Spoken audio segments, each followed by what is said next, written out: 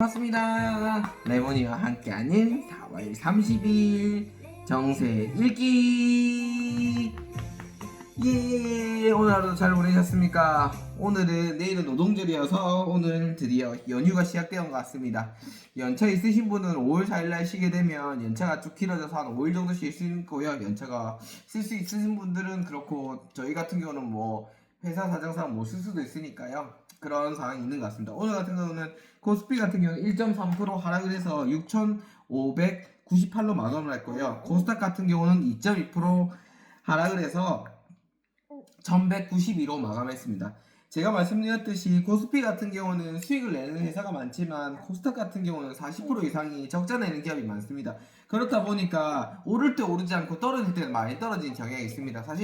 그래서 저 개미라면 코스피를 투자하는 게 더 좋지 않을까 생각이 들고 있습니다. 코스닥 같은 경우는 뭐 주식이 싸고 접근성이 좋긴 하지만 수익을 내기가 되게 힘듭니다. 그리고 저 같은 경우도 주식을 투자할 때 수익을 처음에는 조금 보려고 하는데 코스닥 같은 경우 워낙 등락 폭차가 크기 때문에 뭔가 공시만 안 떠도 팍팍팍 올라가고 이래서 재밌는데, 그렇게 어떻게 보면 재미를 들이다 보면 좋은 투자를 하지 못하기 때문에 제가 제일 좋아하는 거는 사실 장기 투자하는 겁니다. 장기로 꾸준히 좋은 주식을 하루에 한 주를 사든지 아니면 뭐 한 달에 10주를 사든지 이런 식으로 투자를 해서 하시는 게 좋고요. 아직까지 저는 그러지 못하고 있지만 그럴 수 있을 분들이 정말 좋으신 것 같고요. 그리고 삼성 같은 경우는 사상 최대 실적을 냈다고 하는데, 사실 이 사상 최대 실적이 반도체하고 스마트폰하고 TV, 가전을 다 합친 건데 사실 이 모든 게 반도체에 의해서 이루어졌다 생각을 하시면 됩니다. 그 스마트폰이나 아니면 TV나 가전 같은 경우는 연간 적자가 계속 길어졌다고 하고요. 그리고 이제 삼성 같은 경우는 드디어 이제 가전은 대형 가전을 제외하고는 나머지는 다 OEM 방식으로 만든다고 합니다. 그래서 OEM 방식이 뭐냐면 주문자 생산 방식이라고 해가지고요, 내가 발주를 넣고 다른 사람이 이제 만들고 삼성 브랜드의 가치를 붙이는 거죠. 대신에 그만큼의 삼성이 품질을 보장하고 서비스를 보장하니까 그만큼 좋긴 하겠지만, 삼성이 이렇게 어렵다는 건 한번 들여다볼 측면이 있고요. 그리고 오늘 같은 경우는 보시면 삼성전자가 지금 15% 성과급을 내달라고 하지 않습니까? 노조에서. 그래서 지금 삼성은 그때 말씀드렸듯이 영업이익률이 40%밖에 되지 않습니다. 예를 들어서 영업이익률 40%에서 15% 떼고 뭐 잣대고 보떼고 나면 나중에 투자할 수 있는 여력 자체가 줄어들기 때문에, 이거 같은 경우는 하이닉스하고 반대로 어떻게 보면 같은 선상에서 보면 안 되는 것 같습니다. 왜냐면 하이닉스 같은 경우는 영업이익률이 70%로 달합니다. 그래서 10%를 성과급을 준다고 하더라도 60%라는 어떻게 큰 금액이 남아있기 때문에 별 문제가 안 되는데, 삼성은 이렇게 빠지고 저렇게 빠지고 나면 사실 그렇게 크지 않기 때문에 이걸 너무 노조가 이번에 돈을 벌었다고 해서 조금 너무 과하게 요구하지 않나 생각이 들고 있고요. 나라 정부에서도 사실 내일 노동자를 맞이해서 보통 노동자의 권익이라든지 인권에 대해서 많이 광자한 측면인데, 사실 오늘 이재명 대통령께서도 뭐라고 말씀하셨냐면 양대 노조가 너무 기득권 세력 때문에 너무 노조의 권리만 추구하는 것 같다, 좀 이유에 대해서 양보할 필요가 있다라고 애둘러서 표현한 거 생각을 해보면 아마 이걸 삼성 노조를 가리키는 말이 아니었나 생각이 들고 있습니다. 그래서 뭔가가 사실 예전에 노조 같은 경우는 우리가 진짜 노동행위가 어려웠지만, 사실 그렇게 요즘 같은 경우는 어려운 현장들이 그렇게 많지 않기 때문에, 물론 어려운 현장도 있겠지만 삼성전자라든지 대기업들 같은 경우는 노조보다는 사실 그 노조의 힘보다는 거기에 일하는 밑에 일하는 하청업체를 좀 더 챙겨야 되지 않을까 생각이 듭니다.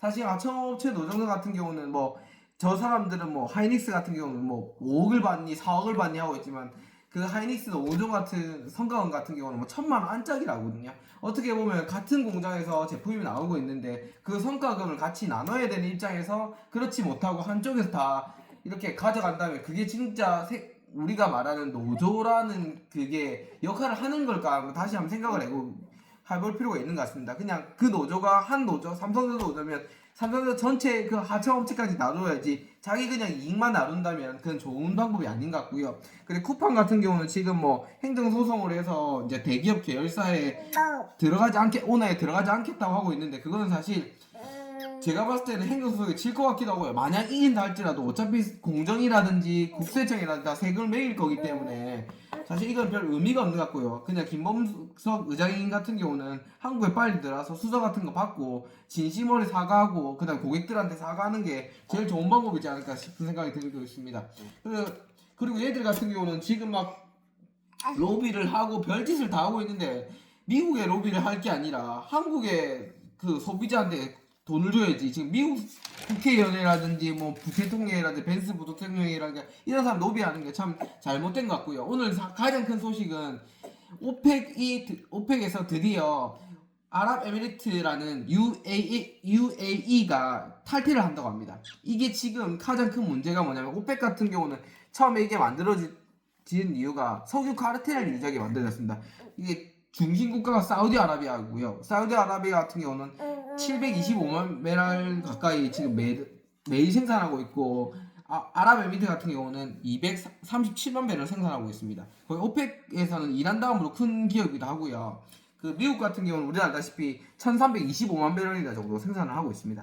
그래서 이렇게 되면 미국이 아무래도 좀 더 영향이 커질 수밖에 없는 구조로 지금 오기 때문에 이게 진짜 좋다고 말하기도 그렇고, 왜냐면 사우디 같은 경우는 워낙 지금 자기가 먼저 이 의장국으로서 많이 역할을 너무 많이 했기 때문에 아랍에미리트가 불만이 좀 많았던 것 같고요.